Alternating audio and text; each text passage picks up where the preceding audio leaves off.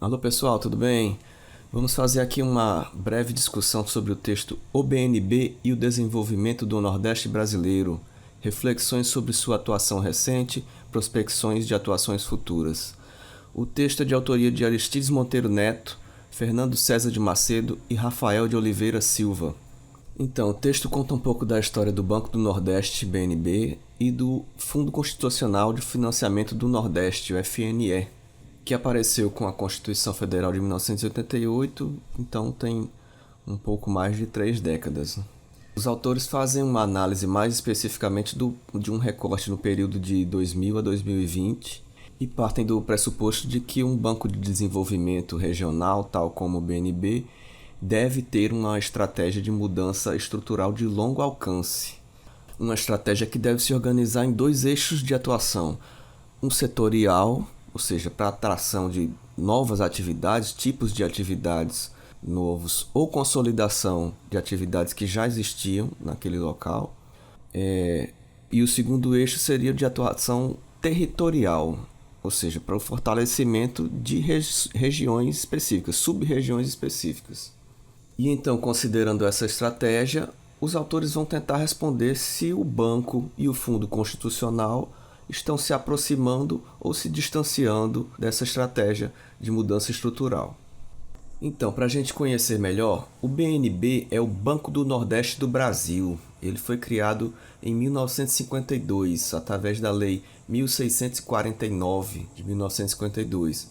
O presidente à época era o Getúlio Vargas, né, tinha em vista uma integração maior do Nordeste à economia nacional, aplicando políticas públicas na região, né, um planejamento e racionalidade técnica maior de longo prazo, com uma instituição que poderia gerir os fundos de assistência do governo, em oposição ao que se fazia antes, que eram mais ações de combate aos efeitos das calamidades das secas.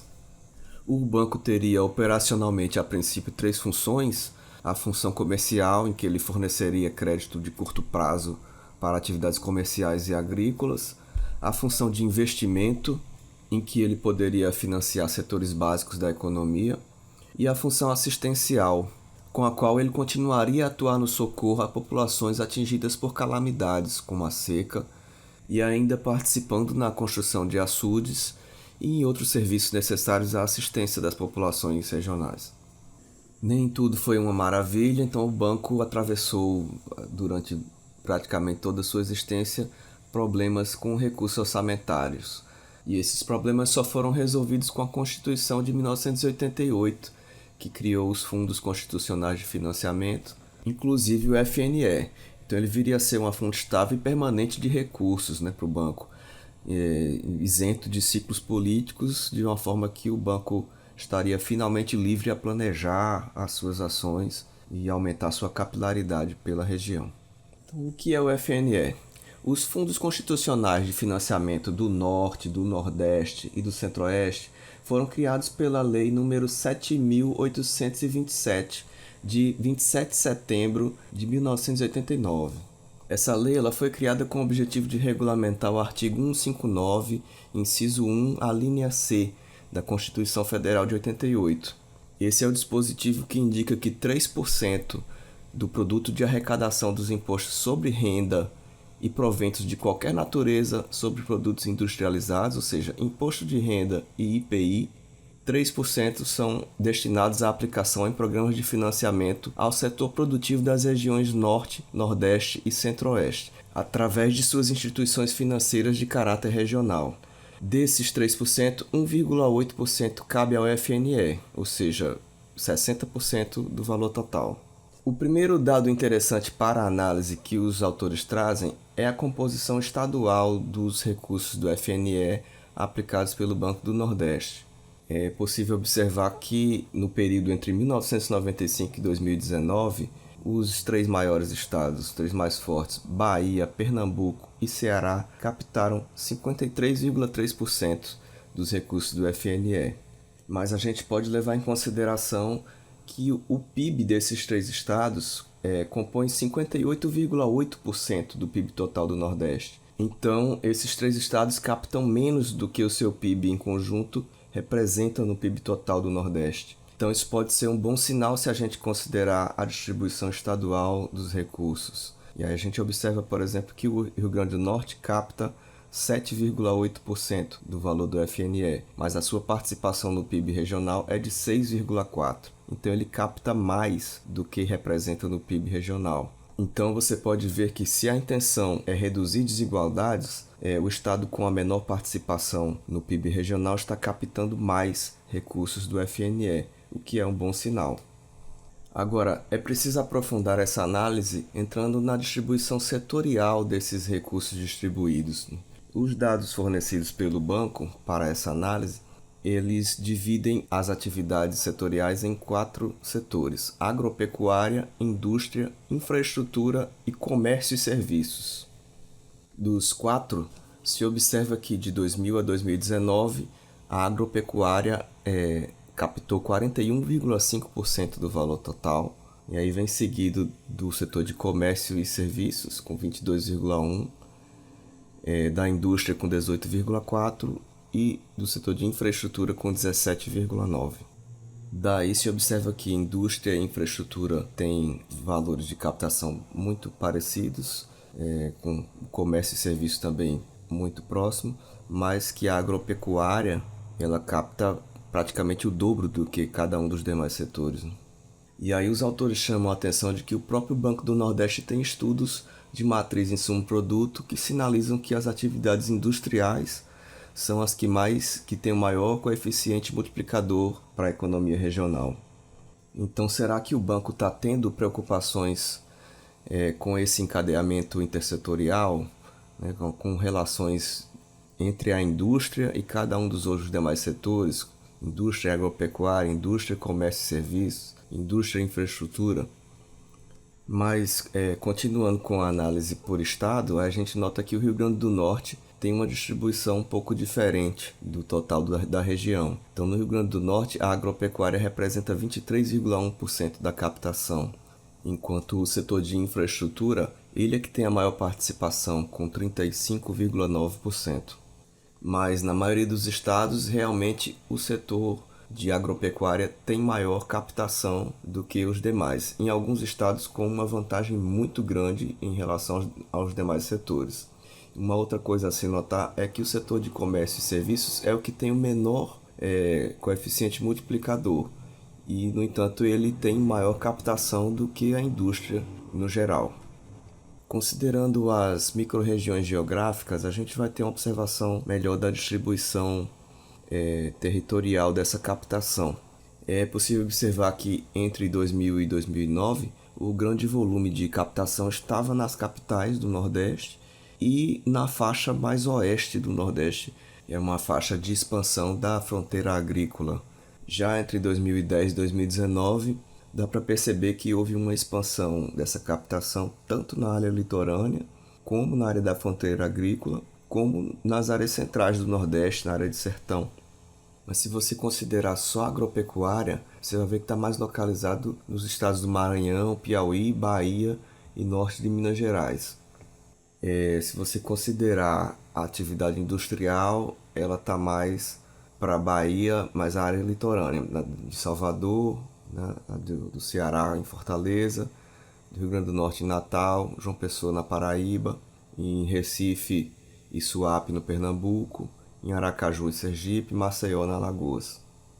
E para o setor de infraestrutura, é bem interessante notar aqui o estado do Rio Grande do Norte e do Ceará, o litoral norte do Rio Grande do Norte e do Ceará, que captaram grandes volumes de investimento do FNE, principalmente porque o setor de infraestrutura compreende o setor de energias renováveis. Isso faz a microrregião de Mossoró, por exemplo, estar em 7º lugar nas que mais captaram recursos do FNE.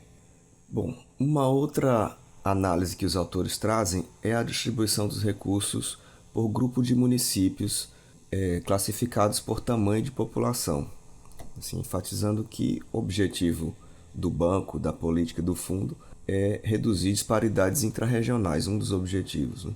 Então, a gente tem que esperar a observação de que os grupos de municípios de menor população têm que ter maior captação.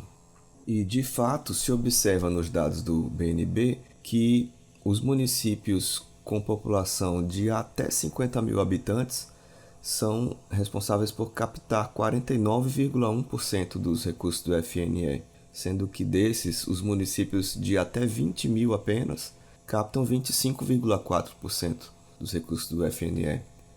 Então está de acordo com o esperado, né?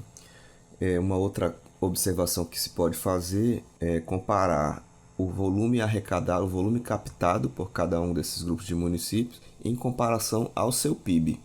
Então, fazendo essa comparação, você percebe que para grupos de município de até 20 mil habitantes, a participação do FNE em relação ao PIB praticamente dobrou em uma década, na última década. Enquanto para os grupos de municípios maiores, entre 500 mil, 1 milhão de habitantes, essa relação de captação do FNE em relação ao PIB permanece estável. Então, isso indica que para os grupos de município de até 20 mil habitantes, essa participação do FNE em relação ao PIB faz muita diferença e tem crescido. Os autores também analisam a captação do FNE na indústria. Então, observa-se que 18,4% do total do FNE foi captado pelo setor industrial no período 2000-2019. Essa captação ela foi crescente, chegando até o período 2010-2014 com 24 bilhões de reais.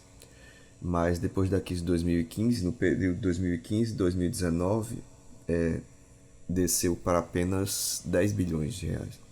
Se a gente observar por grupo de município, os que têm maior quantidade de habitantes têm maior captação de recursos para a indústria.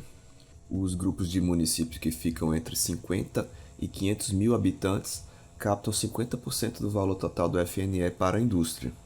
Mas o problema é que essa queda brusca de mais da metade do valor de captação no período 2015-2019 parece indicar que o setor está sem capacidade de captar, ainda mais quando se observa a estagnação do produto industrial da região e que a indústria de transformação, que tem um grande potencial multiplicador, não apresentou crescimento em 2 décadas.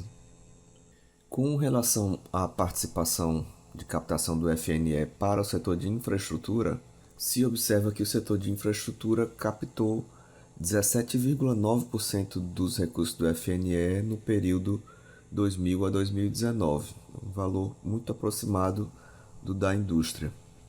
No setor de infraestrutura se engloba, por exemplo, atividades com energias renováveis, saneamento, transporte e logística, telefonia e instalações de gás natural. Mas temos que considerar que investimentos nesse setor devem encaminhar para uma mudança estrutural na região, com redução de déficits de infraestrutura. Além do que, se você considerar o par indústria e infraestrutura está ampliando e indústria reduzindo nos dados, né? Por exemplo, de 2015 a 2019, 34,2 bilhões foram captados para a infraestrutura, enquanto 10,3 bilhões apenas foram captados para a indústria, né? Menos de 1/3 do valor de infraestrutura. Então, por fim, os autores consideram que se pode observar o aprofundamento de um processo de desindustrialização, uma perda de produtividade econômica, e que o Banco do Nordeste e o uso dos recursos do FNE poderia ser reorientado para impulsionar estratégias de inovação no sistema produtivo, apoiar as regiões para que se tornem territórios de inovação e conhecimento atrelados à base produtiva pré-existente no local, fortalecer cadeias produtivas com efeitos multiplicadores maiores e realizar uma estratégia regional de infraestrutura, não apenas projetos isolados no setor de infraestrutura. Enfim, são essas as principais reflexões do texto. Até a próxima.